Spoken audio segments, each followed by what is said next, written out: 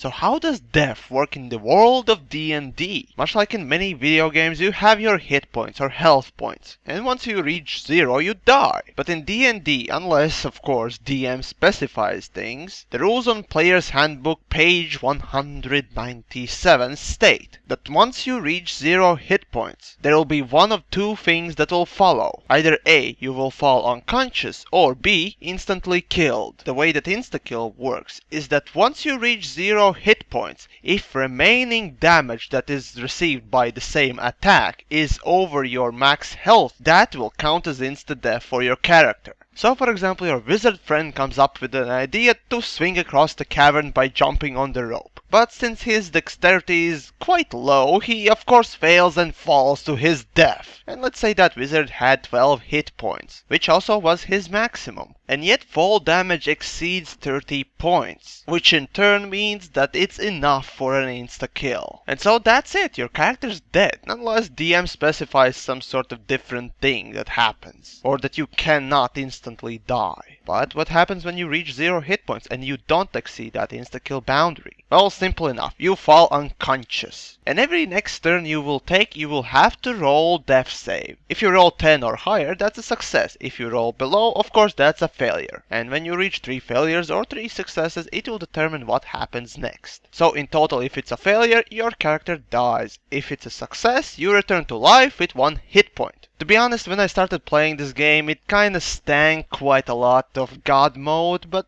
really it's not. Besides, it's a game for you, not NPCs or DM. Unless DM specifies again. Mind you that if you roll 1, you will receive 2 failures, but if you roll 20, you will come back to life with 1 hit point straight away. Mind you, in this whole time, if you receive damage, it will mean 1 failure already. If it's from a critical hit, it's 2 failures. And again, there's a possibility of insta-kill if damage you receive will be above your maximum hit points. But in the meantime, if you're throwing those death saves and somebody actually heals you, even with 1 health point, you will return to life. But if there are no healers in the party, your party members can try and stabilize you, which means that they will have to throw medicine skill check with DC 10. And if they succeed, you become stable, still with 0 hit points, but you don't have to throw death saves. And creatures that have 0 hit points but are stable will regain 1 hit point in 1d4 hours. Unless again, of course, somebody heals it. Here, as a last thing I want to mention, that cantrip spare dying that can be utilized by clerics and a couple of other classes basically does the same thing as the medicine check. It only stabilizes creatures. And of course, stable creature will become unstable if it receives any damage in the meantime. So there you have it, an insight on death, or how at least dying works in the world of D&D.